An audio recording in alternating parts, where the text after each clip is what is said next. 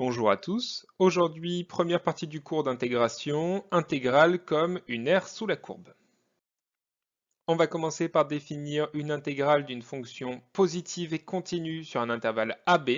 Cette intégrale sera l'aire exprimée en unité d'aire, une unité d'aire étant un carré de côté 1 dans mon repère, situé entre la courbe représentative de f, l'axe des abscisses et les deux droites verticales d'équation x égale a et x égale b.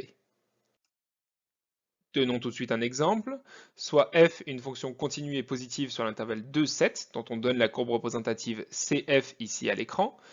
On cherche à représenter l'intégrale de 3 à 5 de la fonction f. On va commencer par tracer la droite verticale d'équation x égale 3, puis la droite verticale d'équation x égale 5, et l'aire entre cf, l'axe des abscisses, x égale 3 et x égale 5 sera l'intégrale de 3 à 5 de la fonction f.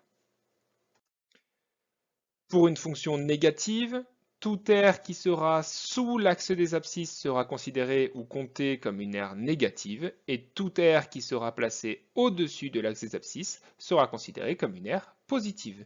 Ici, on a par exemple l'aire en bleu qui est positive puisqu'elle est au-dessus de l'axe des abscisses, et l'aire en orange qui est négative puisqu'elle est située sous l'axe des abscisses. Faisons un petit exercice pour réviser nos calculs d'air et pour voir dans un cas un peu plus complet comment calculer une intégrale. Ici, on cherche à calculer l'intégrale de 2 à 11 de la fonction f.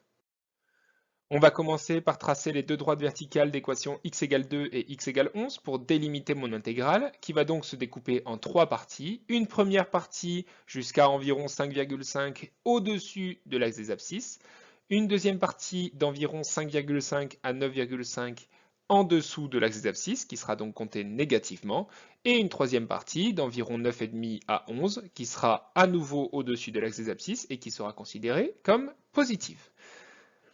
On commence par s'occuper de la première partie, ici en bleu, qui a une forme un peu trop complexe pour être étudiée de brut en blanc et qu'on va donc découper en trois nouvelles sous-parties. Une partie rouge qui est un triangle, une partie verte qui est un autre triangle et une partie violette qui est un rectangle. Commençons par le rectangle. Le rectangle a une longueur de 3 et une largeur de 2. Son aire est donc 3 fois 2, c'est-à-dire 6. Pour le petit triangle vert, on peut prolonger ce triangle comme un grand triangle. Le problème sur ce petit triangle vert, c'est qu'on ne connaît pas sa base. On connaît sa hauteur qui fait 2, sa base, on pose x. Pour le grand triangle, la hauteur fait 4 et la base fait 1. Et on a donc, d'après le théorème de Thalès, 2 quarts qui vaut x sur 1, c'est-à-dire x qui vaut 0,5. On a donc une aire pour le petit triangle vert qui sera égale à base fois hauteur sur 2. Je rappelle que c'est la formule de l'aire pour n'importe quel triangle. Ici, la base fait 0,5, la hauteur fait 2, et on a donc une aire de 0,5. Pour la deuxième partie, c'est-à-dire le petit triangle rouge, on peut fonctionner de la même manière, et on a une aire de 0,25. Pour l'aire en bleu, on a donc 6 plus 0,5 plus 0,25, c'est-à-dire une aire totale de 6,75, comptée positivement puisqu'on se trouve au-dessus de l'axe des abscisses. Occupons-nous maintenant de la partie sous l'axe des abscisses, entre 5,5 et 9,5.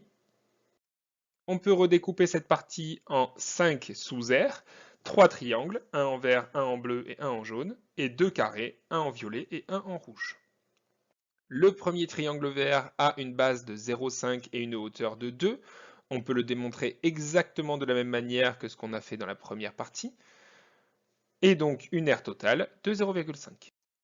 Pour le carré, on a un côté de 2 et donc une aire de 2 fois 2, c'est-à-dire 4.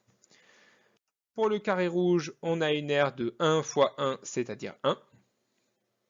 Pour le triangle bleu, on a une base de 1 et une hauteur de 1. On a donc, d'après la formule, une aire de 0,5. Pour le triangle jaune, on a une base de 0,5, une hauteur de 1 et donc une aire totale de 0,25.